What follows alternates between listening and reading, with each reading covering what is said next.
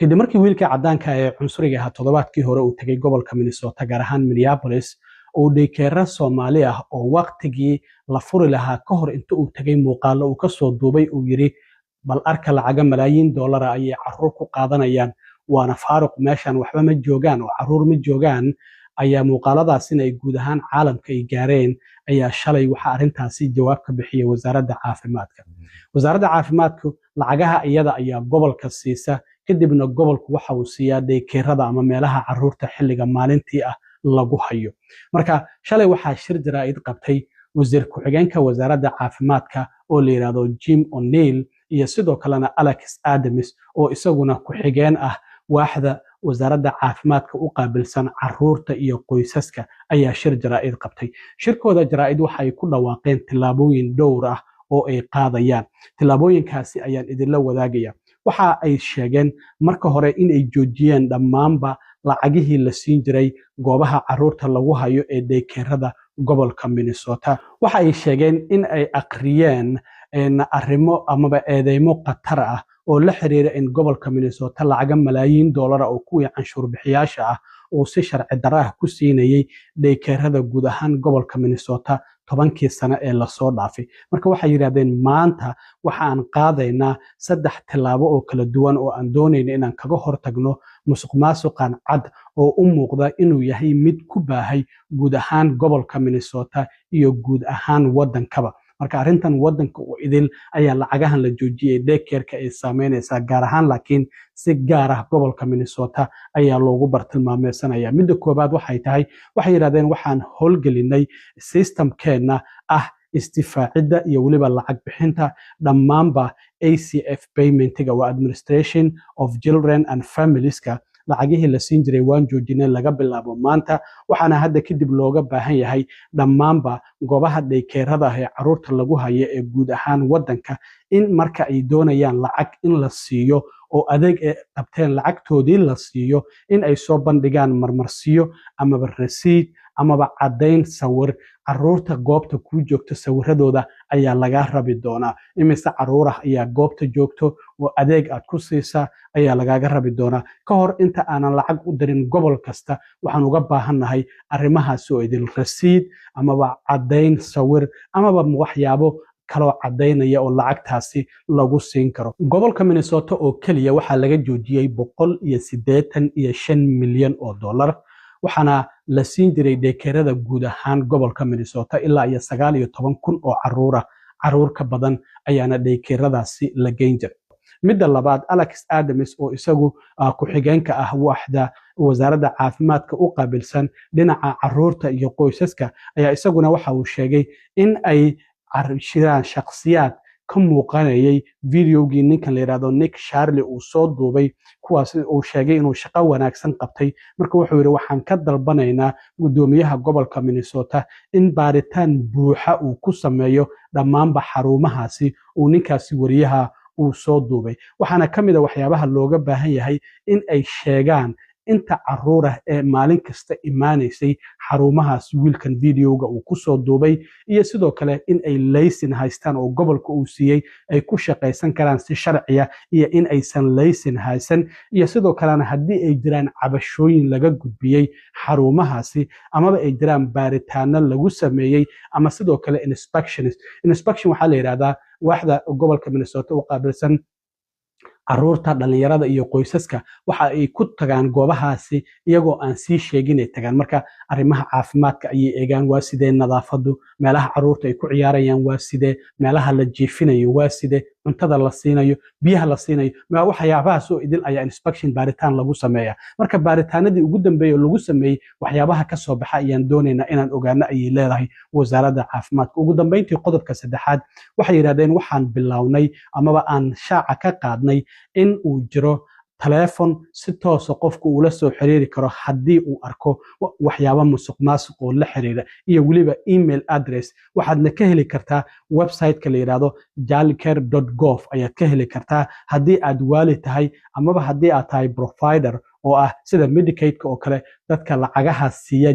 daykeeradaasi loo soo marsiiyo amaba aad tahay qof ka mid ah shacabka waxaan doonaynaa bal inaan ku maqalno. marka hadda dadkii ayaaba la leeyahay soo report gareeya marka marka kolley telefoona badan iyo iimaylo badan waa ay gaari doonaan dad badan oo soomaalida nacab ayaa jira marka waxay leeyihiin lacagtii waan joojinay waxaana hadda aan helaynaa musuqmaasuq marka labadan xubnood oo ah wasiir ku-xigeenka wasaaradda caafimaadka oo la yiraahdo Jim O'Neill iyo sidoo kalena Alex Adams oo isaguna ku-xigeenka waaxda wasaaradda caafimaadka u qaabilsan qoysaska iyo waliba caruurta hadalkoodii shalay arrintan ayaa ka mid ahayd bal ila daawada.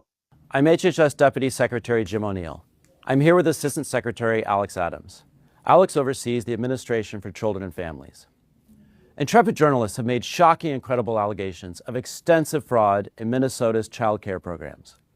We believe the state of Minnesota has allowed scammers and fake daycares to siphon millions of taxpayer dollars over the past decade. My office, ACF, provides Minnesota $185 million in child care funds each year. That money should be helping 19,000 American children, including toddlers and infants. Any dollar stolen by fraudsters is stolen from those children. Yesterday, I spoke directly with the director of the Minnesota Child Care Services Office. She could not tell me with confidence whether those allegations of fraud are isolated or whether there's fraud stretching statewide. Today, we have taken 3 direct actions against the blatant fraud that seems to be rampant in Minnesota. First, I have activated our Defend the Spend system for all ACF child care payments across America. Starting today, we require a justification, receipt, or photo evidence before we make a payment. Second, I have just signed and sent a demand letter to Governor Walz. I required a full 360 review of these centers. This includes attendance records, licenses, complaints, investigations, and inspections. And third, we've launched a dedicated fraud reporting hotline and email address at childcare.gov. Whether you're a parent, a provider, a member of the public, we want to hear from you. Let me be crystal clear. ACF expects every state to uphold the highest standards of oversight, monitoring, and accountability for federal dollars. Minnesota is no exception. We're committed to holding bad actors accountable. Regardless of rank or office, anyone who's involved in perpetrating this fraud against the American people should expect to be prosecuted to the fullest extent of the law. gudoomiyaha gobolka Minnesota Tim Walz ayaa isaguna qoraal kooban oo bartiisa X uu ku soo qoray ayaa waxa uu kaga jawaabay joojintii wasaaradda caafimaadka ee dowladda federaalka ay joojisay lacagihii la siin jiray daykeerada gobolka Minnesota. qoraalkan kooban waxa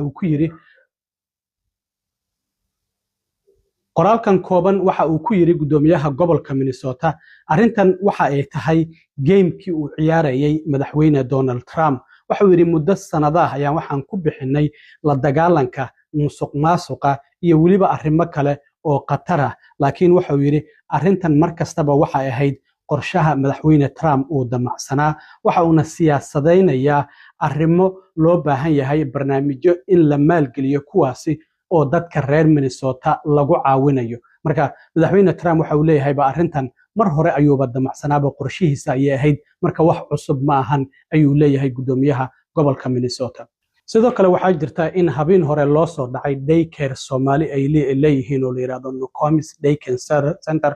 oo ku yaala Minneapolis qaybta gadaala ayaa laga soo galay burbur xoogan ayaa ka muuqday gudaha ayaa loo galay ilaa hadda wax laga qaatayna lama sheegin. mid ka mid ah maamulayaasha daycare-kaasi oo la yiraahdo Nasrullahi Mohammed ayaa shir jaraa'id qabtay iyadoo qaar ka mid ah bulshaduna ay garabkooda taagnaayeen garab istaagna ay u muujinayeen. markii hore waxa la dhahayay Soomaalidu lacag ay xadaan daycare-radii haddana waxa la bilaabay in goobahoodiiba loo dhaco oo la burburiyo sida aad ka aragtaan sawiradan qaybta gadaala ayaa laga soo galay derbiga ayaa la soo duleeliyay gudaha ayaana loo soo galay kulay waa daycare meesha lacag ma taalo laakiin dokumentiya laga qaatay kulay ilaa hadda faahfaahin dheeraad laga mahayo waxaana qofkii nadiifinayo subaxii ku soo kalahay ayaa markii qofkii nadiifinaya oo subaxdii ku soo kalahay ayaa waxa uu arkay in daycare-ka loo soo dhacay oo gadaal qaybta dambe la soo burburiyay sidaas ayaana maamulayaashii mid kamid ah uu ku wacay marka arrimahaasina waxyaabaha ka soo kordho waan arki doonaa haddii aan leedmo. dhinaca kale dad ku dhaqan magaalada Seattle ee gobolka Washington State ayaa sidoo kale shalay la soo xiriiray waxay leeyihiin daycare-radii Soomaalida sidoo kale dad cadaan ah oo sidii Nick Shadley oo kale cunsuriyiina ayaa waxay bilaabeen inay imaadaan daycare-radii hortooda oo muuqaalo ay ka duubaan oo yiraahdaan musuqmaasuqa sameeynaysan lacaga xadaysaan xitaa intay soo urursadaan ay mudaharaadyo ku horsameeyaan marka arrintan waxay u muuqanaysaa inay tahay mid dadka Soomaalida ah gaar ahaan lagu bartilmaameysanayo oo la leeyahay musuqmaasuq ay guud ahaan wadanka ay ka wadaan arrintaasina dad ayaan ka wareysan doonaa insha Allah haddii ay suura gasho waan idin soo gudbin doonaa arrintan ka dhacday Seattle oo gobolka Washington State oo ah magaalada saddexaad ee Soomaalida ugu badan ay ku nool yihiin wadankan Mareykanka dhinaca kale madaxweyne Trump ayaa markii ugu horeysay waxa uu ka soo hadlay arrintan musuqmaasuqa maanta ayuuna bartiisa True Social qoraaladan ku soo qoray waxa uu yiri musuqmaasuq ballaaran ayaa ka jiro gobolka Minnesota ayuu yiri waxaana uu gaaraya ku dhawaad 90% waxaana sababaya ayuu yiri musuqmaasuqaasi dad inta badan wadankeena yimid waxa uu leeyahay dadka Soomaalida ayuu ula jeedaa dadka wadanka aan ku dhalan oo wadanka soo galooti ahaan ku yimid ama qaxooti ahaan ayuu ula jeedaa marka dad wadankeena yimid ayaa sabab u ah musuqmaasuqaasi ayuu yiri waxaana ay ku yimaadeen ayuu yiri si sharci darro ah ayayna uga yimaadeen waliba Soomaaliya xitaa wuxuu leeyahay Soomaalidu si sharci darro ah ay dhamaantoodba ay Mareykanka ku imaadeen marka waxa uu leeyahay xitaa xildhibaanada la yiraahdo Omar oo iyadu aanba u mahad celinaynin ayuu yiri wadankan in ay ka cabato mooyaane weligeedna aan waxba ku soo kordhinin ayaa waxa ay ka mid tahay ayuu yiri qaar ka mid ah dadka wax qiyaamaya marka waxa uu sheegay horta ma runba inay walaalkeed guursatayna su'aal ayuu ka dhigay marka waxa uu sheegay dadka noloshoodu hooseyso sida Ilhaan oo kale ayuu ula jeedaa waxa uu yiri wadankeena ay dhibaato ku yihiin ayuu yiri weynaantiisa sidaas darteed waxa uu yiri wadankoodii dib ha loogu celiyo halkii ay ka yimaadeen ee Soomaaliya dib ha loogu celiyo wadankooduna waa midka ugu xun ayuu yiri uguna musuqmaasuq badan wadamada caalamka ku yaala marka Make America Great Again waa uu ku soo gabagabay marka halkaas qoraal oo kaliya ma uusan soo qorin waxa sidoo kale weeraray gobolka California oo isaga gudoomiyaha gobolkaasi Gavin Newsom iyo isagaba xuguf ayaa muddo ka dhaxaysay marka waxa uu leeyahay musuqmaasuq ka ballaaran midka Minnesota waxa uu ka jira ayuu leeyahay gobolka California waxaana sidoo kale suuragal ah ayuu yiri in xitaa musuqmaasuq dhinaca doorashooyinka uu ka jiro marka hadda wuxuu yiri labadaasi arrin ee musuqmaasuqa dhinaca doorashada iyo musuqmaasuq kale ee gobolka California ka jira waa isku xiran yihiin labada gudoomiye gobol ayuuna hadda caynaya labadaasi gobol ee Minnesota iyo California wuxuu leeyahay waa kuwa qaloocan sida darteed hadana mar kale Tim Walz kaligis ayuu hal sadar ka soo qoray hal sentence wuxuu leeyahay gudoomiyaha gobolka Minnesota Tim Walz waa gudoomiye qaloocan oo crooked ah ayuu yiraahdaa marka Trumpna qoraaladaasi ayaa bartiisa True Socialka uu maanta ku soo qoray marka wiilka cadaanka ee Nick Shadley maanta waliba isagoo xaruntii quality